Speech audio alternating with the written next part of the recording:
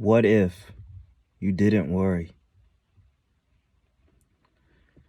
Something that I've been kind of talking to myself about is my perspective when it comes to facing everyday situations or any situation thrown my way.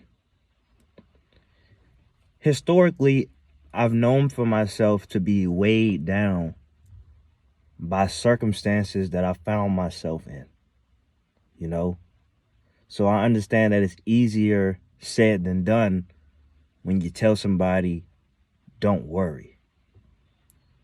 Because although I that may be the solution, how do you even get to that point? Especially if you're known to worry, if you're known to let the emotions pile up and consume you, you know? You have to do a bit of reverse engineering. And I think one of the first things that you should do is realize, however you can, that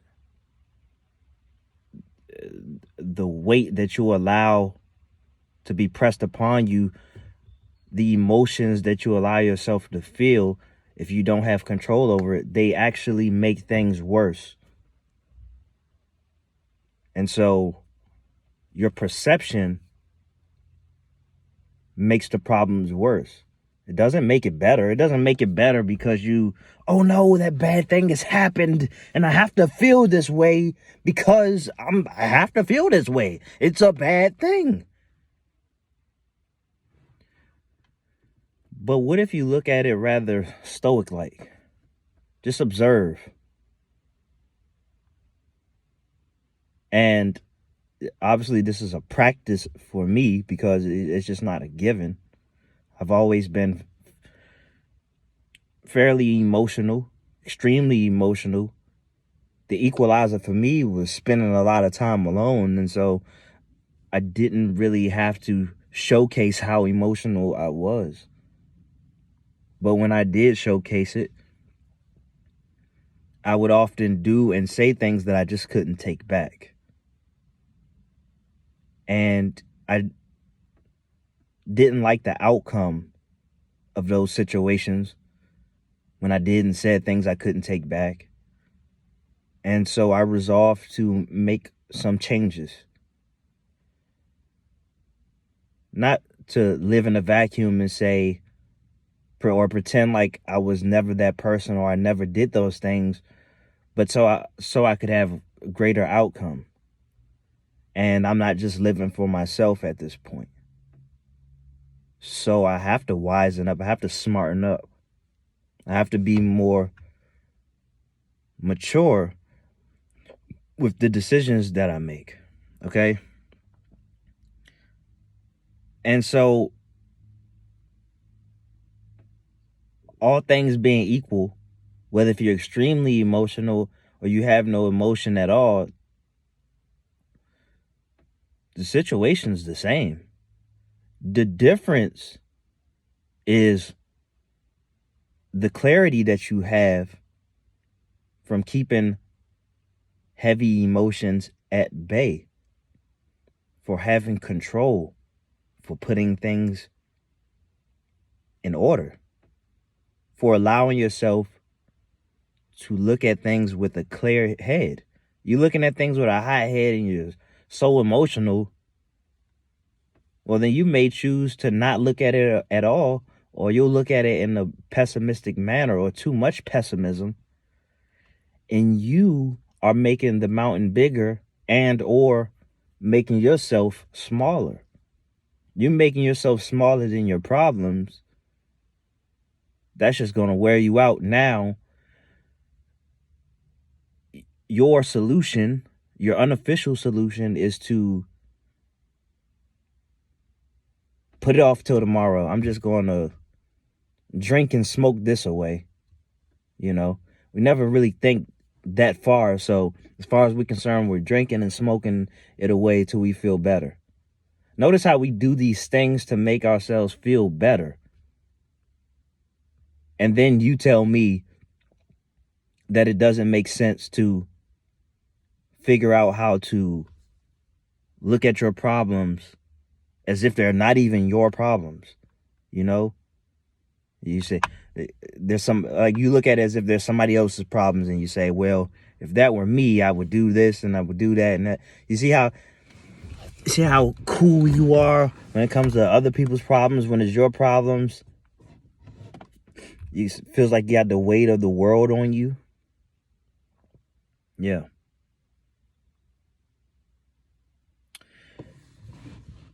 And so, and this is a big reason why I'm choosing to practice this now. Because I realized that I was giving myself even more hurdles to jump over. So then we got this problem, whatever that problem may be. It's probably, most of our problems are financial, really. You know?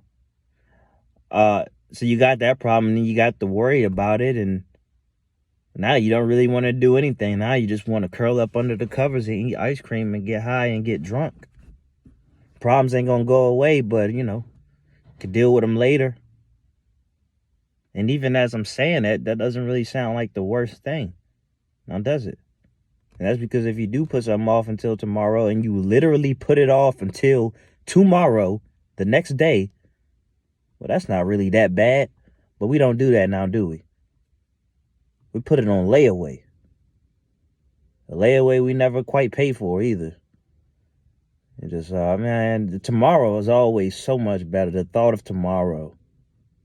If I thought about it long enough, I'd say, you know what? Tomorrow's a perfect day. Let's hang it up today. I don't really feel like doing anything. I don't feel like working out. I don't feel like researching. I don't feel like learning. I don't feel like being a parent. Let's put it off until tomorrow. And so people get addicted to putting it off until tomorrow. Everything's better tomorrow. But tomorrow that will never come. Meanwhile, as you putting things off, everything else is getting worse. All right. So let's talk about reverse engineering, and how do we even get ourselves to the point where we can just look at our problems, look at our obstacles with little to no emotion. Of course, it goes back to your mindset. Well, you got to realize where your strength is coming from. And you have to do things that make you feel stronger. You have to give yourself the strength. And so for me, disciplines give me strength. Taking action gives me strength. So exercising quite literally will make you stronger. But as above, so below. That when you work on your body, you're working on your mind simultaneously at the same time. So you're getting stronger in that regard. Doing the complicated tasks, doing the things you don't want to do, but you know that you ought to do, will make you stronger. Being decisive will make you stronger. Spending more time in solitude, in productive solitude, just talking to yourself, that will make you stronger. Standing up for yourself will make you stronger. Refusing to be weighed down by emotions. See, some of this is your willingness. Willingness, I always say willingness is the bridge. My child's mother would say to me often that I treat things like it's a switch. It is. Willingness makes things a lot easier. It is a switch. And that's a big part of the battle. You can decide right now to be willing to do something, willing to change, and it'll make things that much easier. You make yourself willing to face whatever comes your way, and it makes you feel that much stronger. That's bravery. Bravery is not the absence of fear. Okay? Let's make that very clear. Look at it. A lot of these historical leaders, and you think that they were fearless. No, they were just facing their fears. That's bravery. You know? I'm not, I'm not afraid of ants. That doesn't make me brave. All right? But if I'm afraid of bears or to be attacked by one and I stand up to one, that's bravery. You know? And and no disrespect to people who just maybe they don't really fear much. Maybe they don't fear poverty. But maybe because, and it could be this way, it could be this way, that way. Maybe it's because they face poverty so much. Maybe even myself, I'm getting to that point. I'm not quite there. Don't want to be broke, you know? A lot of our problems would be solved. Most of our problems would be solved with money, or with the rest to say with the resources. So you got to be brave, and you got to make those sacrifices that will make you tougher. Got to be determined to look these things in the eyes. It's like I learned that once you learn to face these monsters, they get a lot smaller. Have you ever been like bullied, or has it been somebody who's just really rubbing you the wrong way, maybe even intimidated you? And when you finally stood up to them, you realize they weren't all that tough at all. In fact, chances are they were doing all that barking and stuff because that was their strength, running their mouth. But if ever they get tried, they curl up. They the ones who curl up. They get their power off the weakness of others. But when you show strength, then they show their weakness, which is they just all bark. Now they want to cop a plea. So, what if you didn't worry? Look it in the eye. Look everything in the eye. Dare it to take you out. Because none of us will make it out alive. But the quality of life matters. You want to live in fear your whole life? And buy every solution they selling you?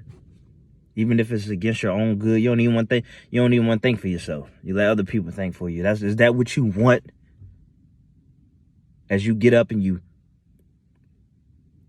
put your shoes, your socks, your clothes on, you wipe your ass and you bleed the same as everybody else,